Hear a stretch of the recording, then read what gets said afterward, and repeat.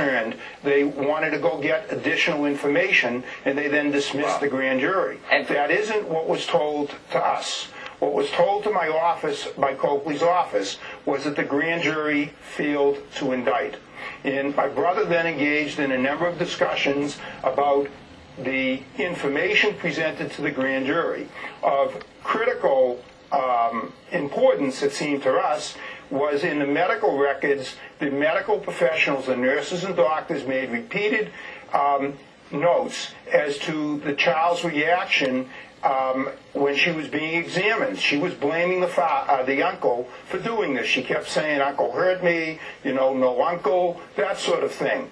And what my brother heard out of Coakley's office is, these are statements of a 2-year-old child. They're unreliable. We're not going to present them to the grand jury. But my brother, as a former district attorney, thought that was outrageous. Well, it's outrageous because the girl was in the hospital for a month. So this guy Winfield, throughout this entire period of time, while they're waiting, a child rapist who in the end ended up getting 2 life sentences, this guy is out and about, and then Coakley decides that at what point that she was, even with the evidence in play, going to let this guy out without any bail. When did that happen?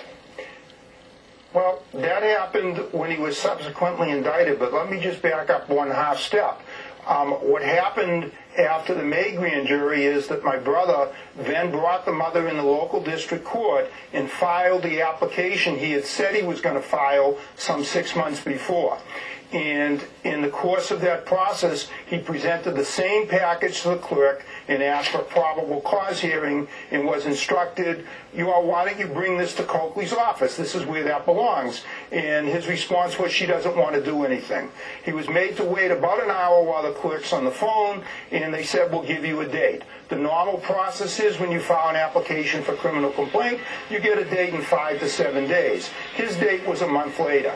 The day before, the hearing date was August 1. The day before that, the district attorney advised that the grand jury had been convened. They expected an indictment to issue, and on that basis, the application for criminal complaint was withdrawn. The grand jury did indict. So it's been our position from the onset that this indictment wasn't going to happen but for my brother forcing the issue. If he hadn't filed a criminal complaint, they'd still be looking at this. Right. What I found outrageous is that Ms. Coakley defended this by saying, first, they had 9,000 cases at the time, it takes time, and they had to get additional information for the second grand jury. Well, the additional information was purportedly just this guy's telephone records and employment history and things that were available before, and I don't see as especially critical to indicting him. Frank, it's an unbelievable story and horrible judgment. I'm sorry about your brother. Thank you for sharing this on the eve of a very important election. We appreciate it. You're welcome. And coming up, even Nebraskans are upset with Ben Nelson over the Cornhusker kick.